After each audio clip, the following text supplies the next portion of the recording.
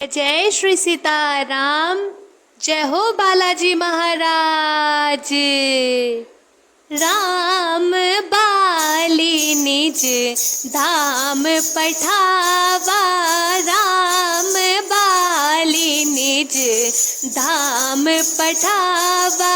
नगर लोग सब व्याकुल धावा, नाना विधि बिलाप कर तारा। छूटे केसन देह संभारा, छूटे केसन देह संभारा।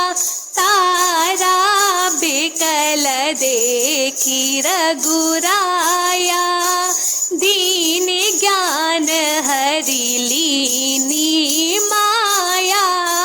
चित जल पावक गगन समीरा, पंच रहित अति अधम शरीरा।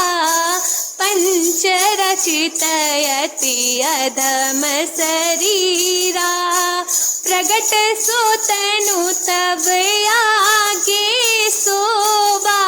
जीवन नित्य के ही लगी तुम रोवा, जीवन नित्य के ही लगी तुम रोवा। उपजा ज्ञान चरण तब लागी, उपजा ज्ञान चरण तब लागी। लीने से परम भगति बर मांगी, लीने से परम भगति बर मांगी। उमा दारु जोशित की नाई, सबहि नचावत राम गोसाई। तब सुग्रीव ही आय सुदीना, मृतक कर्म विधिवत सब कीना।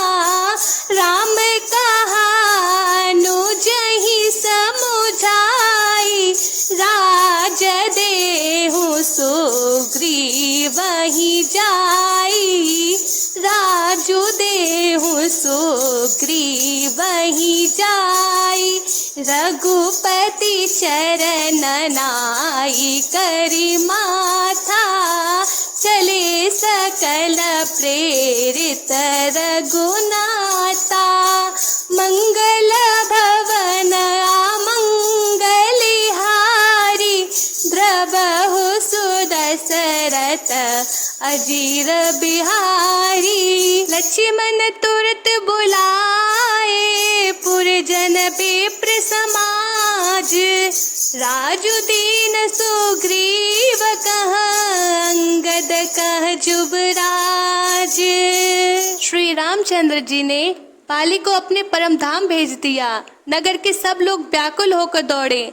बाली की स्त्री तारा अनेकों प्रकार से विलाप करने लगी। उसके बाल बिखरे हुए हैं और देह की संभाल नहीं है। तारा को व्याकुल देखकर श्री रघुनाथ जी ने उसे ज्ञान दिया और उसकी माया अज्ञान हर ली। उन्होंने कहा, पृथ्वी, जल, अग्नि, आकाश और वायु, इन 5 तत्वों से यह अत्यंत अधम शरीर रचा गया है।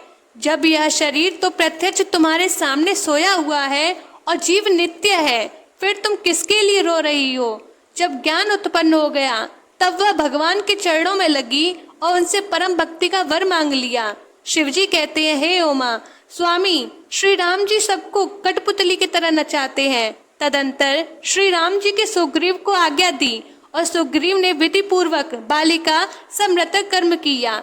तब श्री रामचंद्र जी ने छोटे भाई लक्ष्मण को समझाकर कहा कि तुम जाकर सुग्रीव को राज्य दे दो। श्री रघुनाथ जी की प्रेरणा आज्ञा से सब लोग श्री रघुनाथ जी के चरणों में मस्तक नवा कर चले। लक्ष्मण जी ने तुरंत ही सब नगरवासियों को और ब्राह्मणों को समाज को बुला लिया और उनके सामने श्री सुग्रीव जी को राज्य पद, अंगद को युवराज पद दे दिया। बोलो सियापति रामचंद्र भगवान की जय।